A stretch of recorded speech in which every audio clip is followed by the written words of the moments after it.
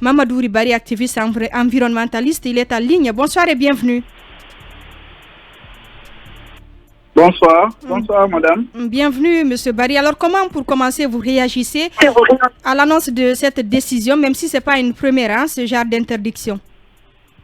C'est bien de mentionner que ce n'est pas une première. Dans le passé, il y a eu des décisions allant dans ce sens, il y a même eu des décrets, mais comme vous le savez, le décret ne fait pas force de loi souvent, et c'est quelque chose qui nous préoccupe beaucoup, nous les environnementalistes. Nous cherchons en fait à protéger ces sites appelés sites écosystémiques. Et en fait, vous devez savoir que l'anarchie prédomine sur ce point-là en ce qui concerne le littoral. Et très malheureusement, la Guinée, notre public, la République de Guinée ne dispose pas donc de loi sur le littoral. Il est grand temps donc pour les uns et les autres, les acteurs et les décideurs, de doter une loi du littoral pour ce secteur en vue de préserver ces sites du genre. Les cours d'eau ne doivent pas faire l'objet d'occupation en aucun cas. Le littoral également, la mangrove, ce sont des sites à protéger et il va dans l'intérêt de tous. Alors, quel impact toutes ces opérations de remblayage ont produit sur Conakry notamment? Est-ce qu'on a des... Allez-y.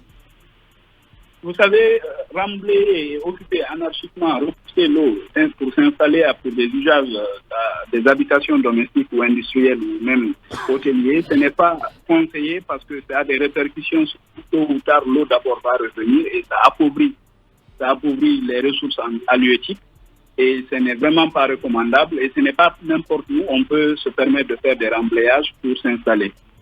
Il doit y avoir des réglementations donc là-dessus, pour que les choses soient vraiment bien régulées. Et il faut reconnaître qu'il fait très chaud en ce moment à Conakry. Est-ce que tout ça est lié à cette dégradation de l'environnement? Là, je ne saurais lier une quelconque coïncidence par rapport à la chaleur recrudescente de ces derniers jours à Conakry, mais ce qui est sûr, ce n'est pas la première fois qu'il y a des chaleurs, des canicules comme ça, et c'est lié, je ne peux pas nier que c'est lié au réchauffement climatique.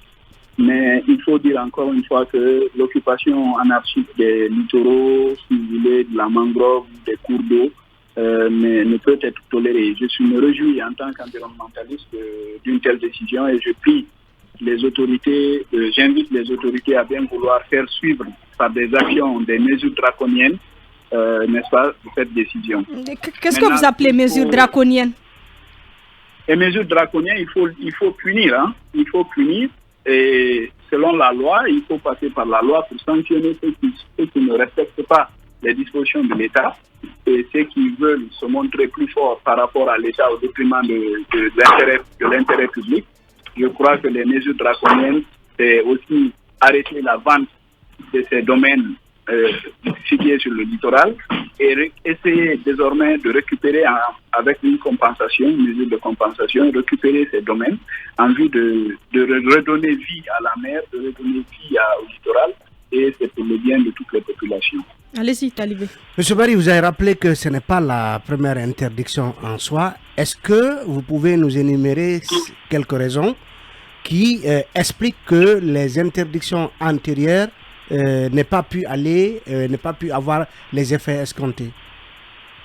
C'est facile, et vous le savez autant que moi, c'est le manque de suivi de l'application de ces interdictions. Quand une décision est prise, il faut s'assurer que la décision est bien appliquée. Mais en Guinée, vous le savez, il est de coutume chez nous, on prend les décrets, on sort même des lois souvent qui n'ont pas force d'appliquer, qui ne sont pas appliquées sur le terrain.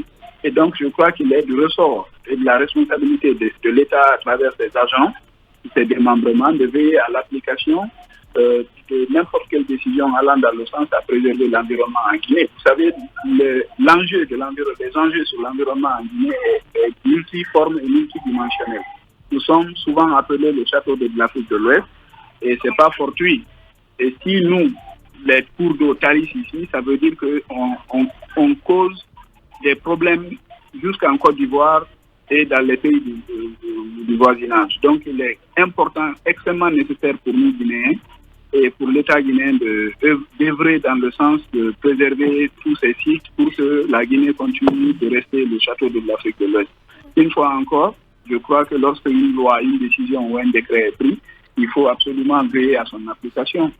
Voilà, mais justement pour certains, l'un des goulots d'étranglement qui empêche l'application de ces nombreuses interdictions, c'est que la plupart du temps, certains de ceux qui nous gouvernent disposent eux-mêmes justement de domaines, de parcelles dans le domaine maritime public, et donc il ne peut pas s'appliquer à eux-mêmes cette mesure d'interdiction parce que... Est-ce que les autorités de transition peuvent réussir cette mission?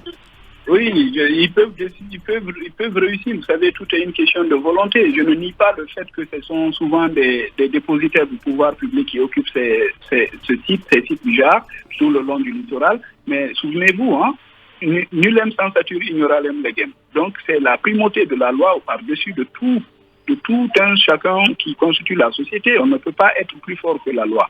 Ce que je veux dire, c'est qu'il est bon de tirer des décisions, de sortir des décisions et des décrets, mais après, il faut les faire exécuter. Et c'est extrêmement vrai aussi que quand vous dites que c'est des anciens ministres de la République qui occupent ces sites, mais ce n'est pas une fatalité. On peut les faire déguerpir, ils ne sont pas plus forts que l'État. Nulem sans satur ignorarem legem, il faut appliquer la loi. Je crois que c'est ça, et en plus, c'est tout. Personne n'est au-dessus de la loi, en fait. Ce que vous dites là, c'est facile. Il faut les déloger, il faut peut-être démolir ce qu'ils ont déjà bâti.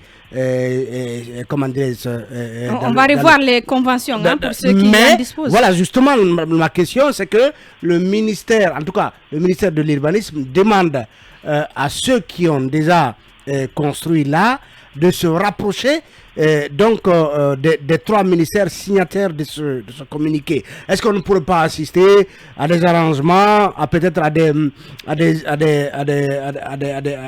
des sanctions financières, plutôt qu'à une opération de récupération après démolition?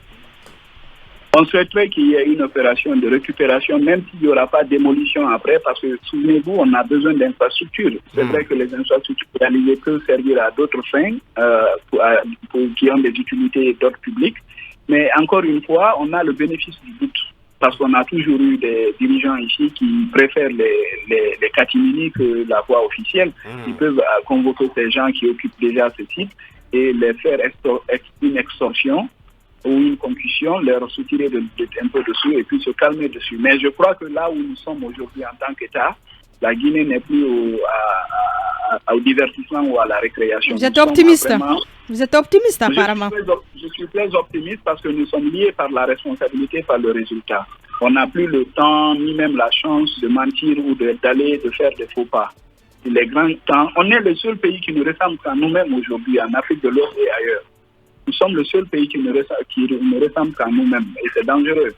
Si vous partez ailleurs, vous voyez l'organisation, vous voyez la structuration, l'occupation, l'urbanisation, c'est extraordinaire. Merci. Et quand c'est la Guinée, c'est le désordre. Merci beaucoup à vous, donc Mamadou Ribari, activiste environnementaliste. Merci beaucoup d'avoir accepté notre invitation. C'est moi qui vous remercie. On l'a écouté, hein, on va attendre de voir ce que ça va donner.